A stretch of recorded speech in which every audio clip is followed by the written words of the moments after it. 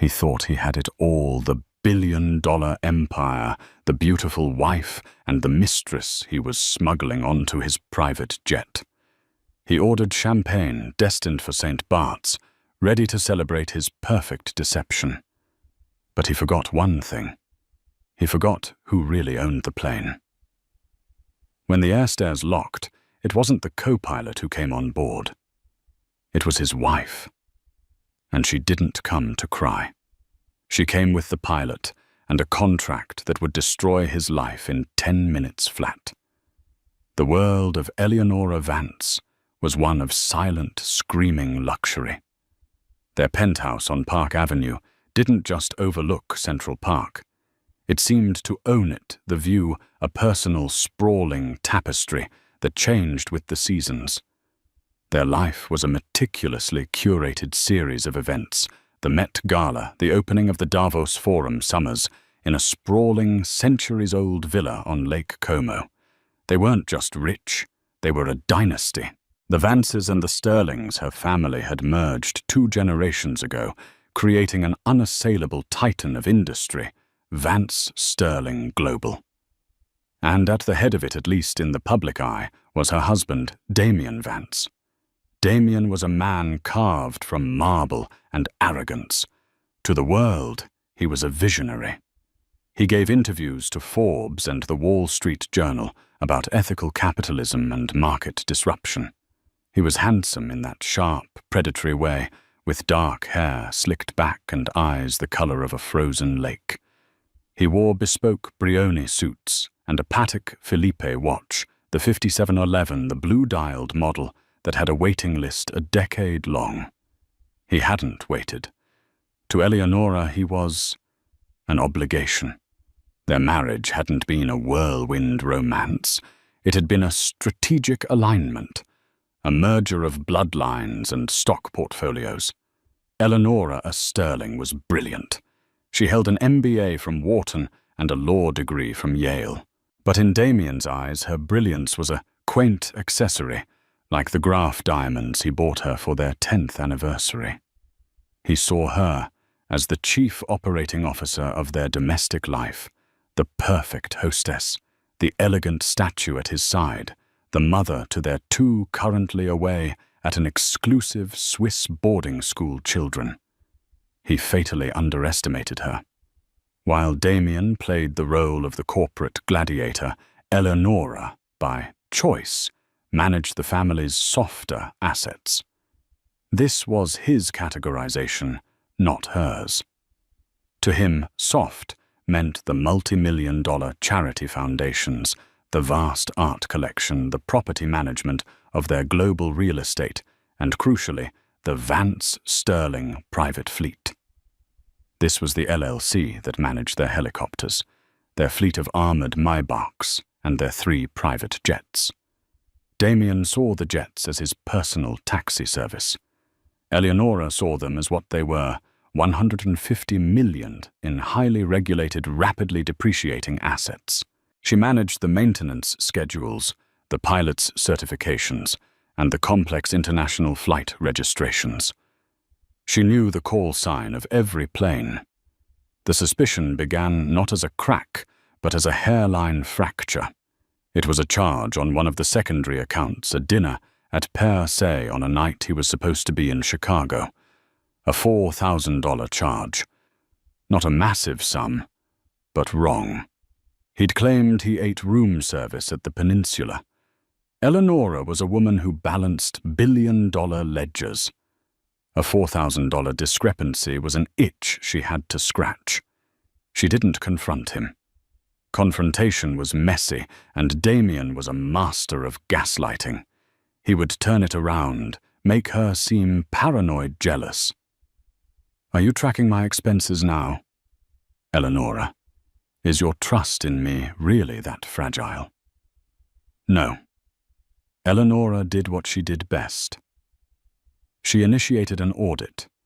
She hired Juliana Thorne, a discreet private investigator whose name was passed around the upper echelons of New York society like a secret. Juliana didn't look like a PI. She looked like a Vogue editor all sharp angles and sharper instincts. Within a week, Juliana had delivered a slim, devastating file. The $4,000 dinner was just the appetizer. There was an apartment subleased in Soho under a shell corporation. There were gifts: a Cartier Love bracelet, the one with diamonds, a Birkin bag which required a purchase history. Eleonora knew he didn't have, meaning the girl had connections of her own. And then there was the girl. Her name was Chloe Summers. She was 24, a former model-turned-influencer who specialized in wellness and aspirational living.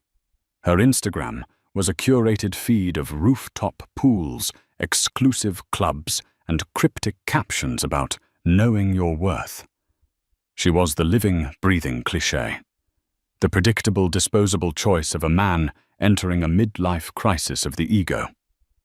Eleonora felt a cold, sharp pang. It wasn't the searing jealousy of a betrayed lover. It was the icy disdain of an engineer watching a critical component fail due to a laughably simple design flaw. Damien wasn't just a cheat. He was unoriginal. The real pain came later, when Juliana's forensic accountant dug deeper. Damien wasn't just cheating on her. He was cheating her. He was siphoning money. Not just from the slush fund account they all had. He was diverting funds from Vance Sterling Global itself, using the Soho shell company, Vance Strategic Solutions, to bill the parent company for consulting fees. He was funneling millions, building a nest egg. He wasn't just planning a vacation with his mistress. He was planning an exit, and that Eleonora could not abide. This wasn't just her marriage. This was her father's legacy, her children's birthright. This week, Damien was planning a critical business trip. "It's Zurich, darling," he'd said over breakfast, not looking up from his Financial Times. Meeting with the bankers at Credit Suisse. Utterly dull, but necessary. "I'll be gone till Sunday." He'd kissed her a dry peck on the cheek that smelled of expensive cologne and lies. That afternoon, Eleonora received a notification from her asset management dashboard. It was a flight request logged by Damien's executive assistant. Aircraft Gulfstream G650ER registration N45 Ida EV. Destination Gustav III. Airport St. Barthélemy. Passenger manifest D. Vance C. Summers.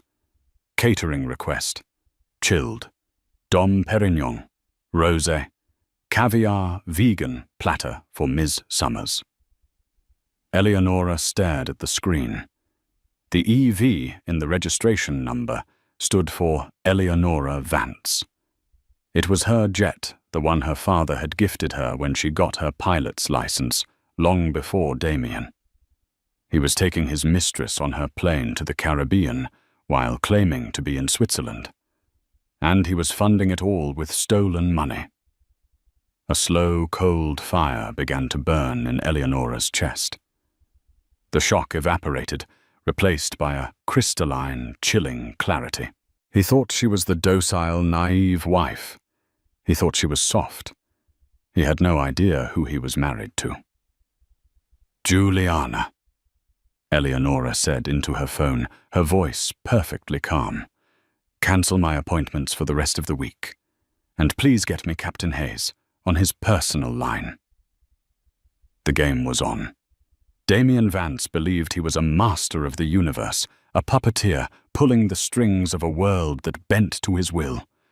His mistake was in believing Eleonora was one of his puppets. In truth, she was the one who had built the stage, written the play, and owned the theatre. While Damien was busy at board meetings, which Eleonora now knew were long lunches with Chloe at Daniel. Eleonora was in her own war room. Her private study, once a place of quiet portfolio management, transformed into the headquarters of a corporate takeover. The first call was to Captain Marcus Hayes. Marcus was the chief pilot of the Vance Sterling private fleet. He was a tall, imposing man with a ramrod-straight posture, a relic of his 20 years as a C-17 pilot in the Air Force. He was quiet, meticulous, and radiated an aura of unflappable competence. He did not like Damien Vance. Damien treated the flight crew like uniformed valets, snapping his fingers for more whiskey and complaining if the turbulence was inconvenient. Eleonora, on the other hand, knew the names of Marcus's children.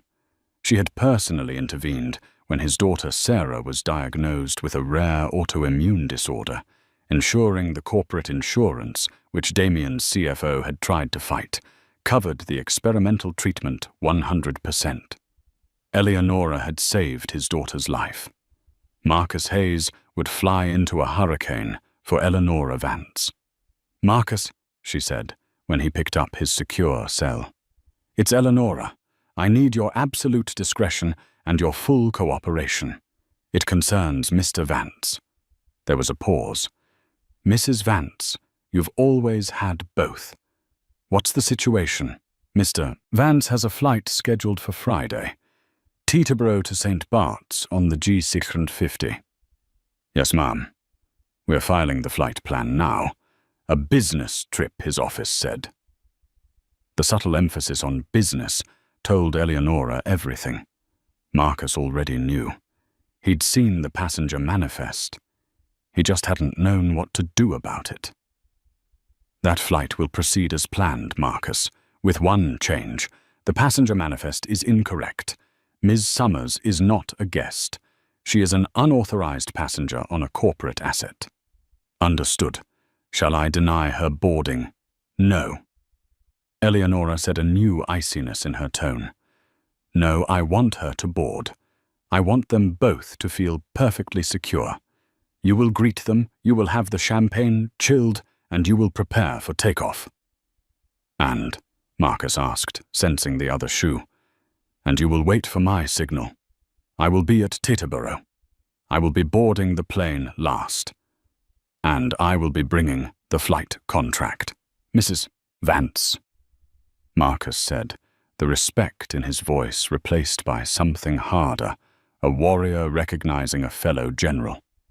"It will be my distinct pleasure to command that flight. One more thing, Marcus.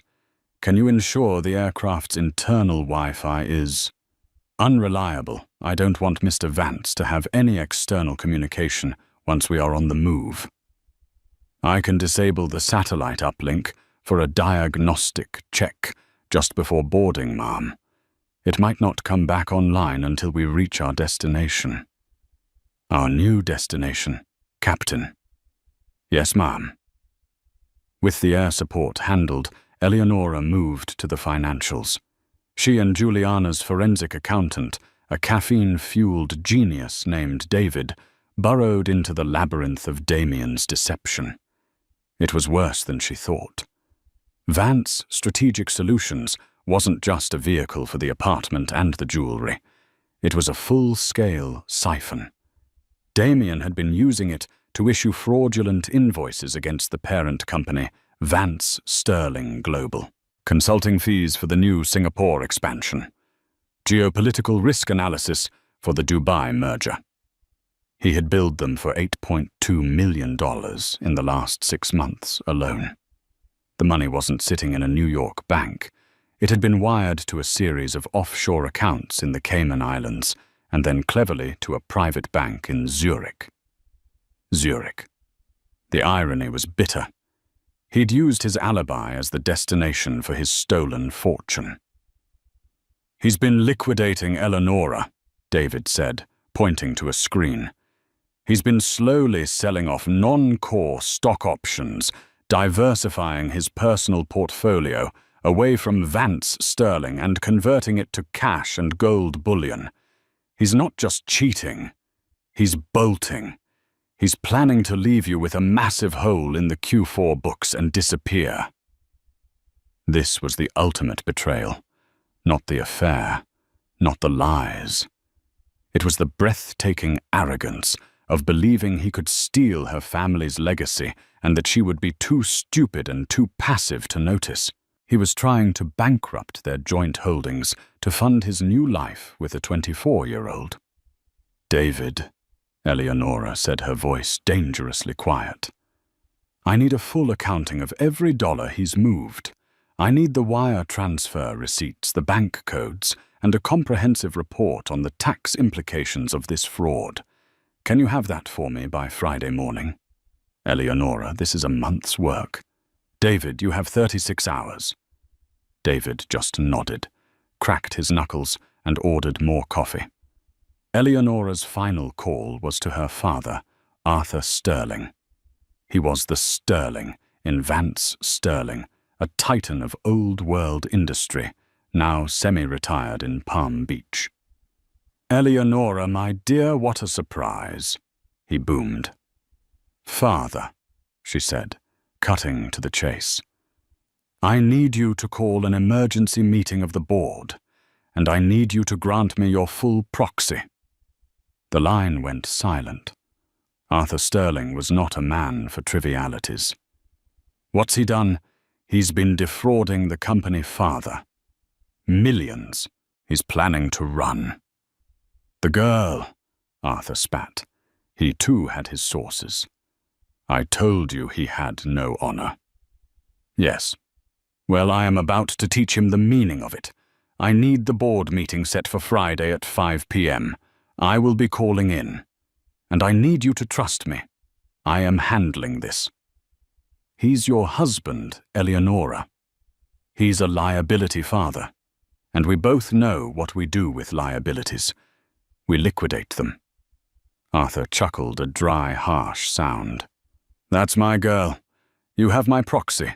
You have the full power of the Sterling Trust behind you. Burn him to the ground." Eleonora hung up. She looked at the file in front of her. The flight plan.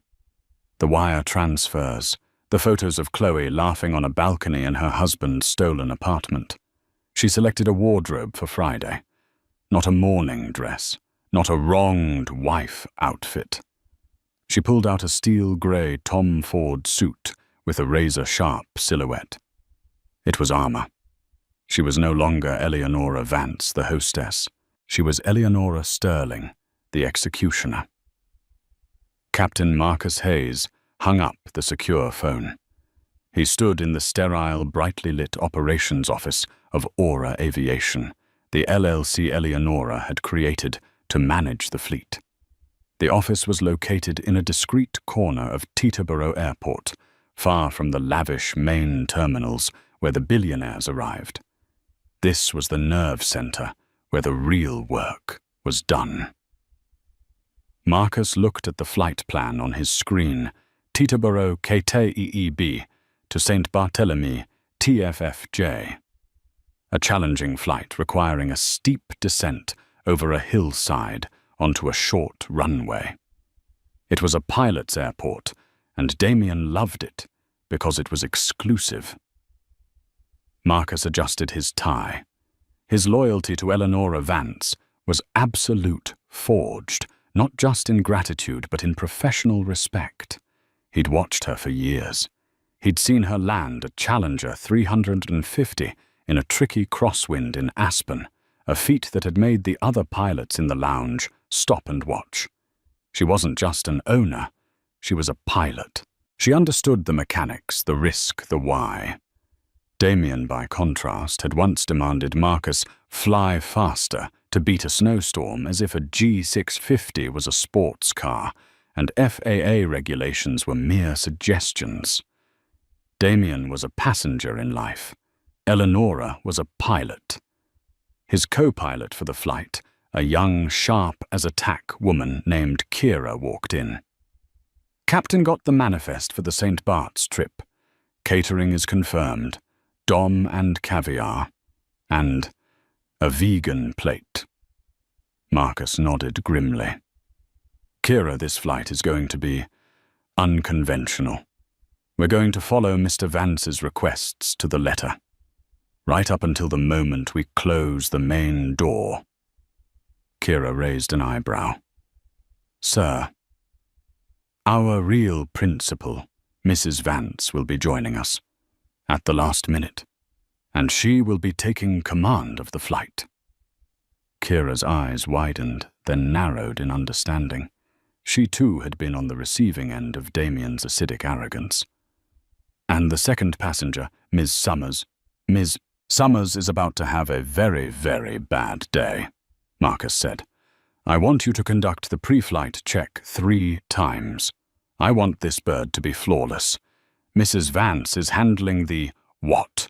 We are handling the how. Our job is to be the most professional, implacable, and unmovable crew in the sky. When I give the word, we are a steel box. No one gets on, no one gets off, and the on-air phone and Wi-Fi systems are to remain inoperable until I say otherwise. Are we clear?" "Crystal clear, Captain," Kira said, a small, tight smile playing on her lips. "I'll go check the diagnostics on the satellite uplink right now. Looks like a faulty inverter. Might take all flight to fix." "Good," Marcus said. "That's very good." Meanwhile, Eleonora was moving her own pieces. She wasn't just planning to confront Damien, she was planning to dismantle him. She spent Thursday with the lawyers. Not their lawyers, the high-gloss corporate firms that Vance Sterling kept on retainer. These were her lawyers from a shark-infested boutique firm that specialized in high-conflict, high-asset dissolution. They worked for 12 hours straight, fueled by coffee and Eleonora's meticulous evidence. The goal, an emergency injunction.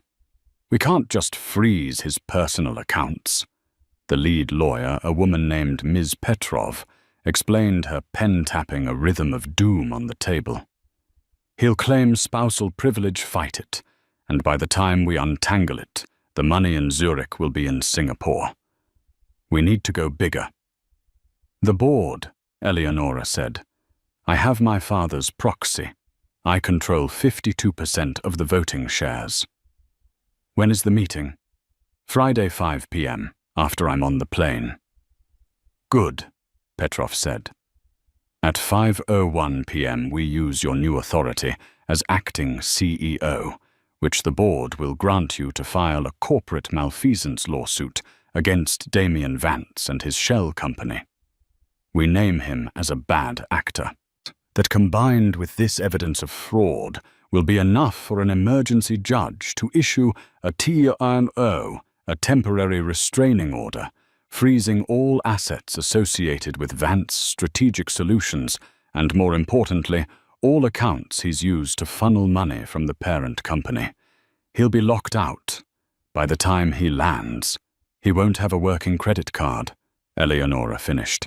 "He won't have $1 to his name," Petrov corrected. "He'll be a defendant in a billion-dollar lawsuit, and his only assets will be the patek on his wrist and the clothes on his back." The plan was brutal. It was beautiful. Eleonora left the law office well after midnight. She didn't go home to the empty penthouse.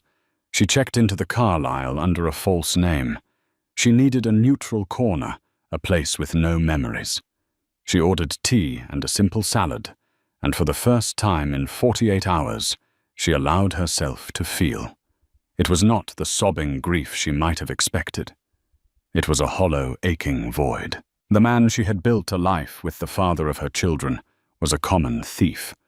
A cheap, predictable con man, dressed in bespoke suits. She wasn't mourning the loss of her husband. He had been gone for years. She was mourning her own time, her own wasted loyalty, her own willingness to believe that their strategic alignment had contained at least a core of mutual respect. He had respected her so little he thought she was an idiot. That thought, more than any other, sealed his fate. The ache in her chest hardened. The void filled with ice. She slept for 4 hours, a deep, dreamless sleep, and woke up feeling not rested, but resolved. Friday morning, the day of departure. Eleonora's first stop was a bank vault where she retrieved the hard copies of the documents. the original LLC charter for Aura Aviation, bearing her sole signature as managing director. The articles of incorporation for the Sterling Family Trust, which she was pleased to remember, held the controlling interest in the G650ER as a non-negotiable, non-transferable family asset. Damien had signed the spousal waiver without reading it board during their pre-ENIP negotiations 15 years ago. He had given her the gun and the bullets, and then shown her exactly where to aim. She assembled the final piece, a leather-bound folio. In it, she placed the Aura Aviation Charter. 2. The Sterling Trust Ownership Contract for N450EV. 3. The actual flight contract, which listed her as the principal in command. 4. A summary of the $8.2 million in fraudulent wire transfers. 5. A printed 8x10 glossy photo from Juliana showing Damien and Chloe kissing on the balcony of the Soho apartment. She zipped the folio. She put on her suit. She looked in the mirror. The woman looking back was not a wife. She was a CEO. She was a Sterling. She got in her Bentley, not the one Damien leased, but her own, the one she'd had since law school, and drove herself to Teterboro. She didn't go to the main terminal.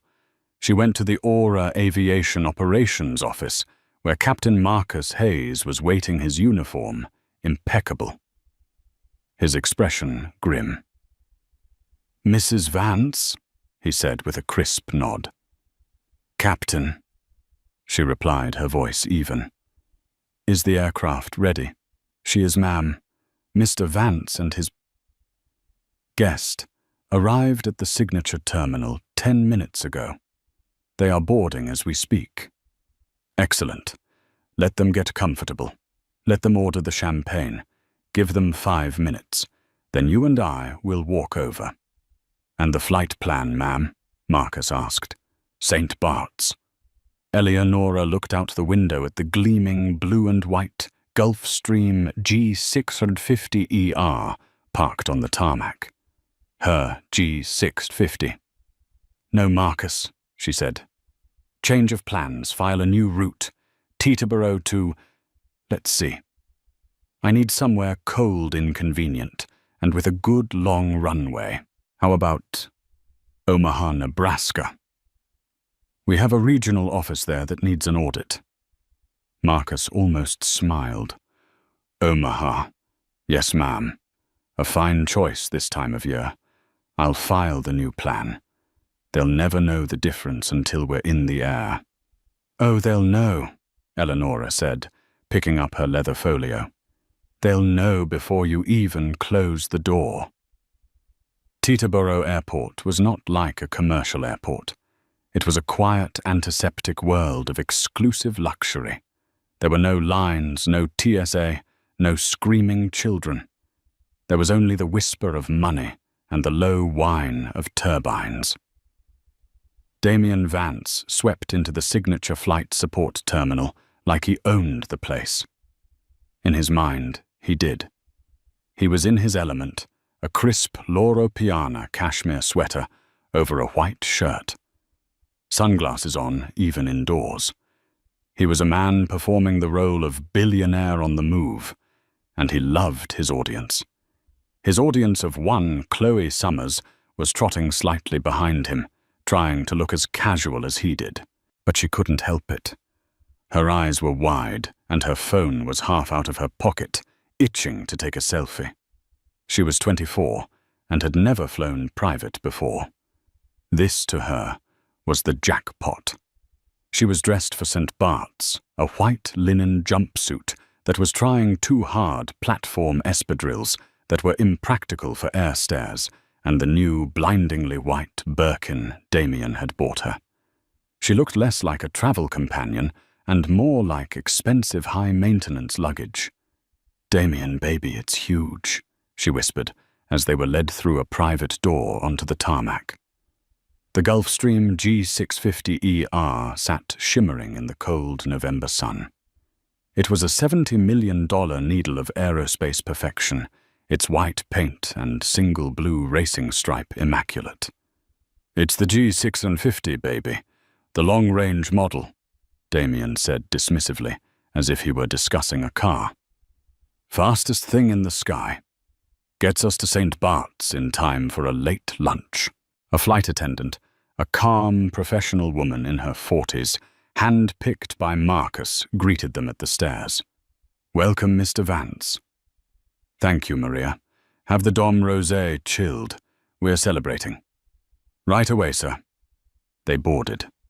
The interior was a cocoon of beige, leather-polished, dark walnut veneer and brushed platinum fixtures. It was designed for 16 but configured for 8, maximizing space and luxury. There was a private stateroom in the back, a full galley, and seats that reclined into full beds. Chloe was practically vibrating. She ran a hand over the supple leather. "This is insane. It smells like a new car." "It's better than a new car, Chloe," Damien said, settling into one of the large captain's chairs. He motioned for her to sit opposite him. He unclipped his Patek, a casual, obnoxious gesture, and tossed it onto the console between them. "This," he said with a grand sweep of his arm, "is freedom. This is what you get when you're not afraid to take what you want." Chloe looked at him with pure, unadulterated adoration. This was the man who was going to change her life. He was powerful, rich, and he was all hers. She'd won. She'd beaten the Ice Queen wife, the sterling heiress. "To taking what we want," she purred, leaning forward. The flight attendant returned with the champagne. It was, as requested, Dom Perignon Rosé Vintage 2008. She poured 2 flutes the pale pink liquid, fizzing elegantly. "Enjoy, Mr. Vance.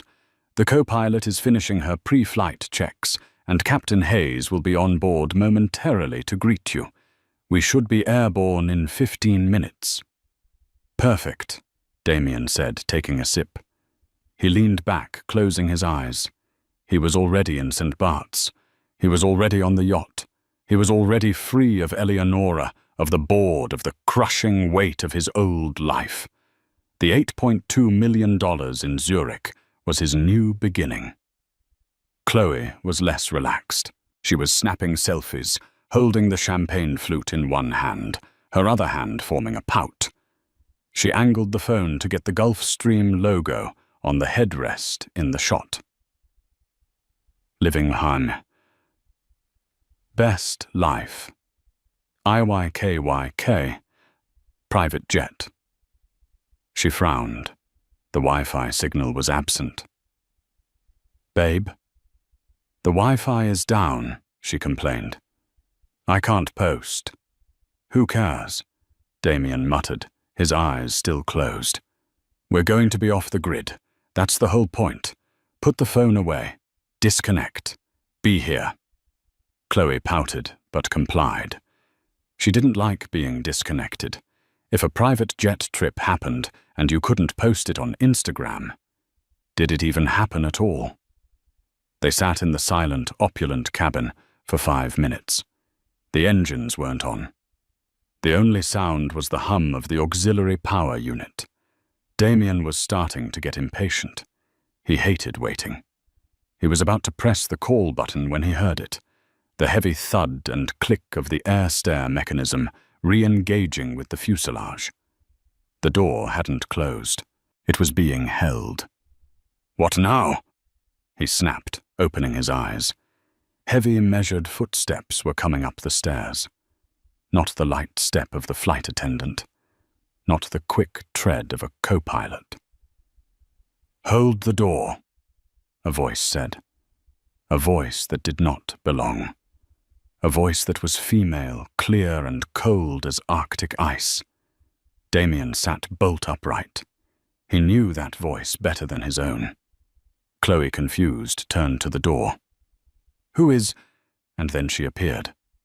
Eleonora Vance did not storm the plane. She entered. She was framed in the doorway of the jet, a silhouette against the bright tarmac. She was wearing the steel-grey Tom Ford suit, her blonde hair pulled back in a severe, elegant chignon. She wore no jewelry except her wedding ring and a simple, cold Cartier tank watch. She looked like a CEO. She looked like an executioner. She looked terrifying. Beside her, filling the other half of the doorway, was Captain Marcus Hayes. He was in his full pilot's uniform, complete with the 4 stripes of a captain on his epaulettes. He was holding a thick, leather-bound folio. He looked as immovable as a mountain. Damien Vance's face went through 3 distinct phases in 2 seconds. 1. Shock. A complete slack-jawed inability to process what he was seeing. 2. Rage. A sudden crimson flush that started at his collar and climbed to his hairline. 3. Contempt. A sneer reforming his features as he regained his footing. Eleonora. He spat his voice a low growl. What in the hell do you think you're doing? This is a private flight. Get off my jet. Chloe was frozen. She recognized the woman from the Vogue articles, from the photos in Damien's house she'd secretly looked at. This was the wife. The real wife. And she was not supposed to be here. Chloe suddenly felt very small, very cheap, and very, very cold. Eleonora took 1 step into the cabin, her heels making a sharp, definitive click on the floor. She did not look at Chloe. She did not acknowledge her existence. The cut was so deep, so absolute, it was more insulting than any scream. Her eyes the color of a winter sky locked onto Damien's. That's where you're wrong, Damien, Eleonora said, her voice perfectly level, carrying easily through the small cabin. It's not your jet. She paused, letting the statement hang in the air, sucking all the oxygen out of the cabin. I'm here, she continued, to discuss the flight contract. She gave a small, almost imperceptible nod to Marcus. He stepped forward into the cabin and stood at parade rest, blocking the exit. The trap was set. The door was closed. The silence in the cabin was no longer luxurious. It was suffocating. The Dom Rosé sat untouched in Damien's flute, its bubbles dying. Chloe looked like a deer caught in the headlights of a platinum-plated Rolls-Royce, her face pale beneath its expensive tan. Damien was the first to recover, falling back on his most trusted weapon, pure, unadulterated bluster. I'm not going to ask you again, Eleonora, he snarled, standing up. He was taller than her, a fact he'd always used to his advantage, looming over people to intimidate them. It didn't work. Eleonora didn't flinch. She just watched him. Her expression one of mild clinical curiosity, as if he were a specimen in a jar. This is my flight, my meeting. You are trespassing. Marcus. He snapped, turning on the pilot. Get her off this plane. Now, you're fired. Captain Marcus Hayes didn't even blink. He looked past Damien, his gaze focused somewhere on the cockpit bulkhead. I'm afraid I can't do that, Mr. Vance. What do you mean you can't? I sign your paychecks. I own you. No, sir, Marcus said, his voice flat and deep. You don't. I work for Aura Aviation LLC, and my flight clearance is only authorized by the principal owner and administrator of that LLC. And that, Eleonora said, taking another step into the cabin, is me. She held up her hand, and Marcus, in a perfectly rehearsed move, opened the leather-bound folio. He handed her the first document. I don't know what fantasy world you're living in, Eleonora. Damien scoffed, though the first bead of sweat had appeared on his temple. This jet is a corporate asset, Vance Sterling. Not quite, Eleonora said. She held up the paper. This is the Articles of Incorporation for Aura Aviation, the legal entity that holds the title to this aircraft. It's a subsidiary, you see, but not of Vance Sterling Global. It's a subsidiary of the Sterling Family Trust. She let him process that. The Sterling Trust was her family's trust, the one his lawyers had tried and failed to crack during the prenup. And this, she continued, taking the next document from Marcus, is the specific ownership contract for Gulfstream G650ER registration N450EV. The EV, in case you've forgotten, stands for Eleonora Vance. It was a gift from my father. And this, she tapped a clause at the bottom, is the spousal waiver you signed relinquishing all control and interest in said asset. Damien's face was turning a mottled, ugly shade of red. It's a technicality. A piece of paper. I am the CEO. You were the CEO, Eleonora corrected him, and the shift in tense hit him like a physical blow. As of, well, about 2 hours ago, my father and I convened an emergency teleconference with the board. You can't do that. That's not legal. Oh, it's perfectly legal when the acting CEO is demonstrably defrauding the company. This was the first time Chloe moved. Her head snapped toward Damien. Fraud. Eleonora finally turned her head and bestowed a single icy glance upon the 24-year-old. You must be Chloe, she said. Her voice wasn't kind. It wasn't angry. It was the voice of a person brushing away an insignificant piece of lint. The Cartier bracelet is lovely. Was that purchased with the Q3 operations budget? Or was it from the Geopolitical Risk Analysis Fund? It's so hard to keep track.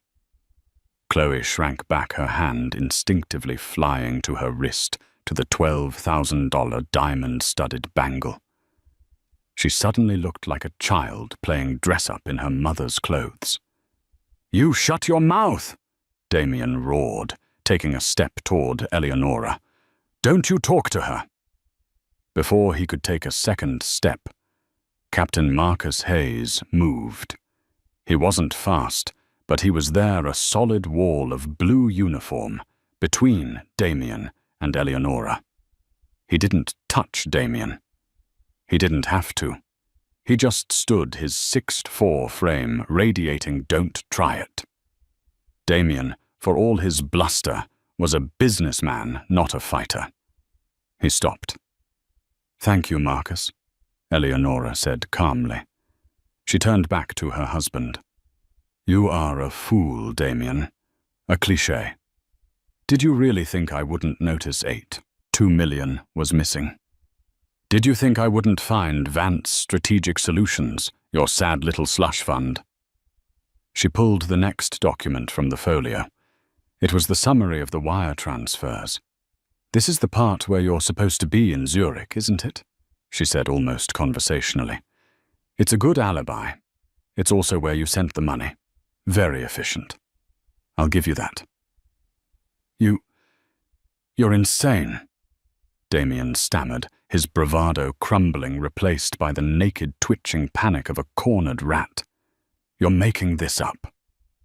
Am I? Eleonora pulled out the last item, the 8x10 glossy photo.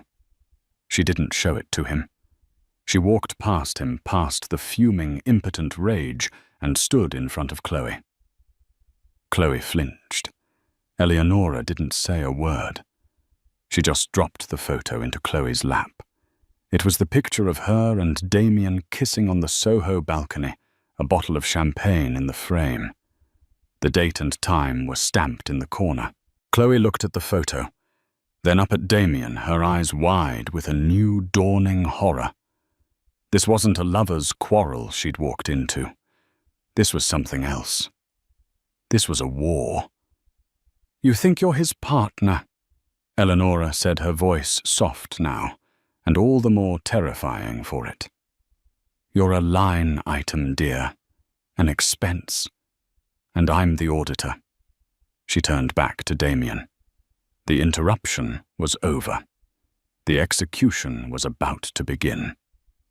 "So," Eleonora said, clasping her hands in front of her, "we have a problem. You see this flight? It's not going to St. Bart's." Damien's panic-slicked face twisted into a mask of confusion. "What are you talking about? Of course we're going to St. Bart's. Marcus filed the damn flight plan." "The flight plan is filed, Mr. Vance," Marcus replied, his voice still that impassive, maddening monotone. "It was filed 20 minutes ago, by me, on Mrs. Vance's authority." "A new plan," Eleonora clarified, walking back to the center of the cabin. She was in control. The space was hers. The air was hers. "This aircraft," she said, as if addressing a slow-witted child, "is not a toy. It's a corporate asset, and as such its use must be justified. A weekend tryst with an influencer doesn't meet the criteria for a legitimate business expense, so I've corrected your little clerical error." "You have no right," Damien bellowed. "I have every right." Eleonora countered, her voice finally rising sharp and clear as a ringing bell. "This is the flight contract, Damien. It's the charter agreement between the lessee, which you pretended to be on behalf of Vance Sterling Global, and the owner, Aura Aviation, which is me. And this contract contains clauses." Damien's face was blank. He'd never read a contract in his life. He paid people to do that. Clause 4B. Eleonora continued tapping the final document Marcus held. "Use of aircraft. Aircraft shall be used only for legitimate business purposes as defined by the parent company's bylaws." And Clause 9. Misrepresentation. Any material misrepresentation, fraudulent booking, or transport of unauthorized persons shall be considered a terminal breach of this contract. "So what?" Damien sneered. "So you fine me. Send me the bill." Eleonora let out a single, sharp laugh. It was a horrifying sound. "A terminal breach. Damien means the owner has the right to terminate the journey, impound the aircraft, and redirect it to a destination of their choosing. For inspection. For an audit." She paused, savoring the moment. "So congratulations on your trip. Captain Hayes, what is our new destination?" "Epley Airfield, Omaha, Nebraska, ma'am," Marcus said. "We have a 7-hour flight time pending air traffic. We'll be landing just in time for the legal teams to meet us." "Omaha." Damien choked out the word as if it were poison. "Omaha, Nebraska. Are you insane?" "We have a regional processing center in Omaha, Damien. You know, the one you tried to sell off last year. Well, it's the perfect place for a full on-site audit of your division's spending. I have a team of forensic accountants flying in from Chicago to meet us there. They are very excited to go over your expense reports." The color drained completely from Damien's face. Omaha. It wasn't just a place. It was a symbol. It was mundane. It was humiliation. It was the end of his glamour and the beginning of his consequences. Chloe finally found her voice. It was high and trembling. "Omaha. I'm not going to Omaha." Eleonora turned to her, her patience finally snapping. "You will go, wherever this plane takes you, Ms. Summers. Or you can get off, right now." This was the choice. The trap. Damien saw it. If he stayed on the plane, he was admitting guilt, flying into the hands of the auditors, a prisoner in his own $70 million toy. If he got off, he was stranded on the tarmac at Teterboro. His power evaporated, his authority gone. He tried a third option. "I'm not going anywhere, and neither are you. We're going to sit here until you see reason. He crossed his arms, a petulant child. I'm afraid that's not an option either, Marcus said, checking his watch. The FAA has approved our departure slot. If we don't move in the next 5 minutes, we'll be fined for loitering on the tarmac. And as the principal in command, Mrs. Vance, has already authorized the cabin doors to be secured for departure. He motioned to Kira, the co-pilot, who was now standing at the top of the air stairs. Kira nodded. This is your last chance, Damien, Eleonora said. The choice is simple. It's the Damien Vance option or the Eleonora Sterling option. What the hell does that mean? The Damien option is this. You stay on this plane. You fly to Omaha. You will be met by lawyers and auditors. You will be stripped of your position. Your assets will be frozen, and you will face a federal investigation for corporate fraud. You will, in short, be ruined. But you'll get to fly private one last time. She took a breath. The Eleonora option is this. You get off, right now. You take her. She jerked her chin at Chloe. And you get off my plane. You walk back to the terminal. You call an Uber, and you go to your stolen apartment and wait for the summons to arrive. Damien stared at her. He was processing. He was a man who loved loopholes, and he was desperately searching for one. And if I get off, what happens? He asked, his voice now a hoarse whisper. The board meeting still happens, Eleonora said. The injunction still gets filed. You are still ruined. The only difference is, I get to take my plane and I'm still going to St. Bart's. This was the final exquisite twist of the knife. She was taking the vacation he had planned. You bitch. He breathed the word heavy, with a new terrified respect. I'm a Sterling Damien, she corrected him. We built this world. You just lived in it. And your lease is up. She looked at her watch. You have 60 seconds to decide. After that, Captain Hayes has my authority to have airport security remove you. Damien looked at Chloe. Her face streaked with tears, her Birkin bag clutched in her lap like a flotation device. He looked at Eleonora, cold, beautiful, and triumphant in her armor of Tom Ford. He looked at Marcus, a stone-cold sentinel. He was trapped, and he knew it. His arrogance, his one true companion, made the decision for him. He would not be flown to Omaha like a common criminal. He would never give her the satisfaction. Fine, he spat, grabbing his coat. Fine, you win. You take the damn plane. He grabbed Chloe by the arm, yanking her from the seat. Get up. We're leaving. But my bag, Chloe cried, pointing at her Louis Vuitton suitcases, which were presumably in the hold. Leave it, Eleonora said, her voice dripping with boredom. I'll have it all donated to Goodwill. In Omaha. The fight went out of Chloe. She stumbled after Damien, her espadrilles clacking on the cabin floor. Damien stood at the top of the air stairs, his face a thundercloud. He looked back at his wife, the woman he had dismissed, underestimated, and betrayed. This isn't over, Eleonora, he vowed. Eleonora actually smiled, a real, genuine smile. Oh, Damien, she said. It is. You just haven't realized it yet. This isn't the end of the fight. This was just the eviction. She nodded to Marcus. Get them off my plane. Damien Vance had never in his entire adult life been manhandled. He was a man who glided through the world, for whom doors were held and obstacles were removed. But when he hesitated at the top of the air stairs, trying to muster one last line of defiance, Captain Marcus Hayes took a single authoritative step forward. He didn't push.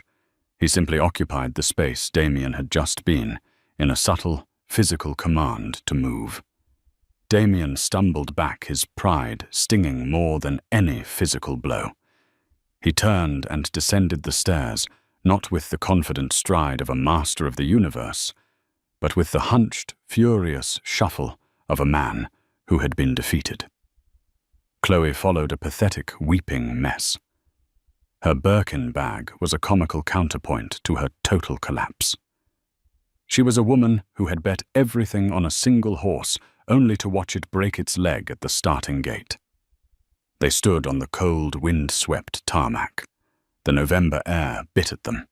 Chloe was dressed for the Caribbean. She was already shivering. My bags," Damien said lamely to the ground crew member who was watching impassively. Marcus's voice boomed from the top of the stairs. "Mr. Vance, your luggage was loaded into Hold 2. As this aircraft is now on an active flight plan, FAA regulations forbid us from accessing the cargo hold on the tarmac. You'll have to file a lost luggage claim." The ground crew member just shrugged. "Not my problem." From the cabin, Eleonora's voice, cool and amused, drifted down. "Oh, and Damien, that Patek on the console. Is that yours?" He'd forgotten it. His $150,000 watch was still sitting on the polished walnut. Before he could answer, Eleonora said, "Kira, be a dear, and put that in the galley safe. We'll have it appraised. I suspect it was also a corporate expense." That was it. That was the final, petty, perfect humiliation. "Close the door, Kira," Marcus commanded. The heavy, sound-proofed door of the Gulf Stream swung shut with a pneumatic, definitive hiss. The mechanism locked with a thud that echoed in Damien's empty chest. He and Chloe were alone on a vast expanse of concrete, 50 yards from the nearest building. The G650ER, her engines now whining to life, was an impenetrable silver fortress. "Damien, do something!" Chloe wailed, clutching his arm. "You can't let her do this. You're Damien Vance." "Shut up, Chloe," he hissed, yanking his arm away. "Just shut up." He was watching the plane, his mind frantically trying to find a way to rewind time. He'd made the wrong move. He should have stayed on the plane, fought the audit. But his pride. He saw a signature ground vehicle approaching a simple golf cart. It pulled up, and the driver, another impassive face, just looked at them.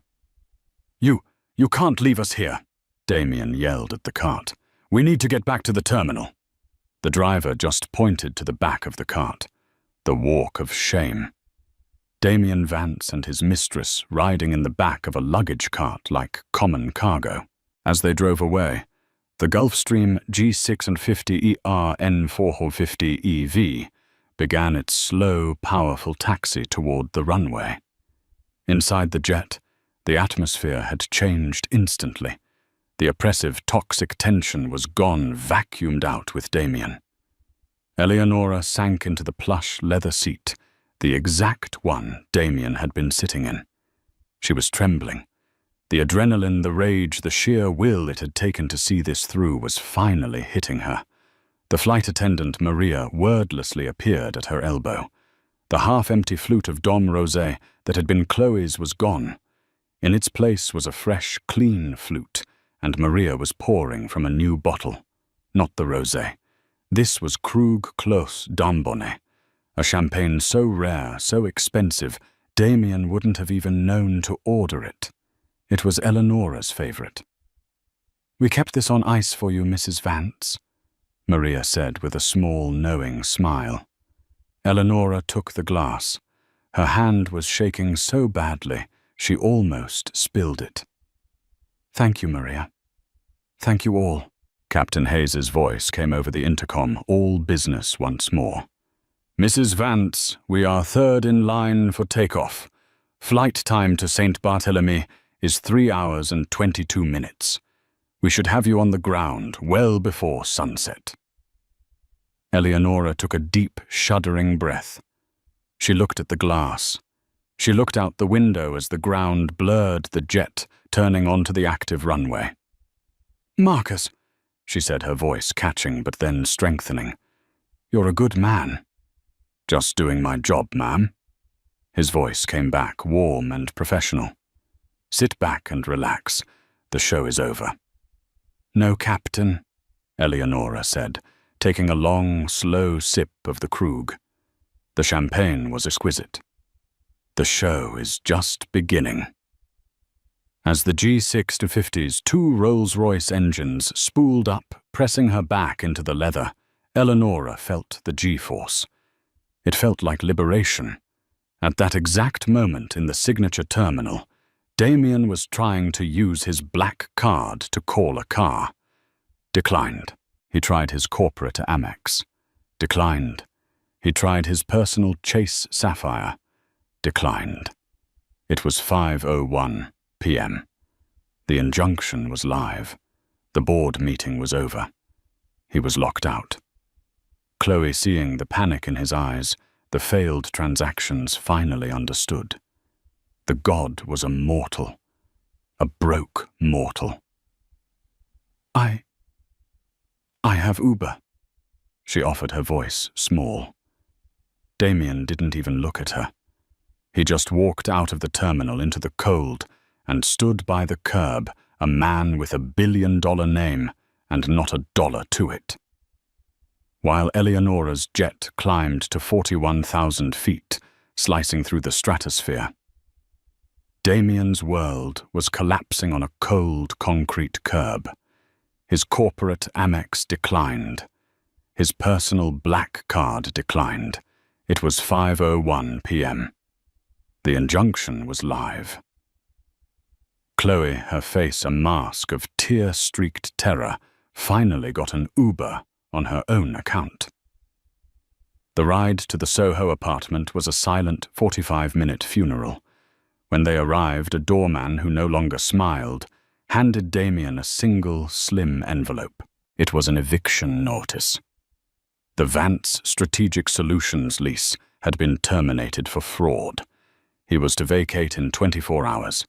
Tucked inside was a second, smaller note on Eleonora's personal stationery delivered by messenger.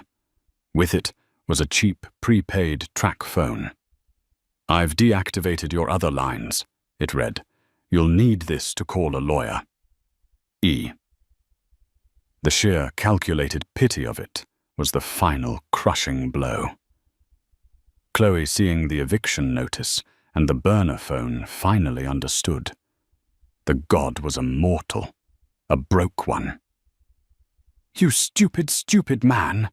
she shrieked, her adoration instantly curdling into contempt. "She beat you, grabbing her Birkin." She turned and fled, leaving him alone in the stolen apartment that was no longer his. He was a king with no crown, no castle, and not even $1 for a taxi. 3 hours later, the G650ER touched down on the St. Bart's runway, a perfect, smooth landing. The warm, humid Caribbean air greeted Eleonora as she stepped onto the tarmac, the sun a blaze of orange and purple. A private car whisked her to a secluded villa overlooking the ocean.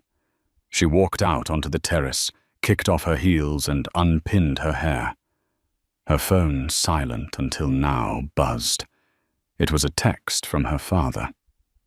"Assets frozen. He's been terminated. Well done. How's the weather?" Eleonora smiled, a real, genuine smile. She picked up the flute of Krug the villa staff had waiting for her. She typed back. "A little turbulent on the way, but I've taken over the controls. The view is perfect." She hit send, took a sip, and watched the sunset. She had lost a husband, but she had reclaimed her plane, her company, and her name. She hadn't just won. She had reigned. And just like that, the empire changed hands at 40,000 feet. Eleonora proved that the best revenge isn't just living well, it's taking back everything. What did you think of her power move? Was Damien's humiliation on the tarmac enough? Or should Chloe have faced more? We all know someone who's been underestimated like Eleonora. And this story is for them. If you love drama, karma, and stories where the strong woman wins, then you need to be here. Hit that like button if you were cheering for Eleonora. Don't forget to subscribe and ring that bell so you never miss a story of justice being served. Share this video with someone who needs to see that the trophy wife always has the sharpest claws. See you in the next story.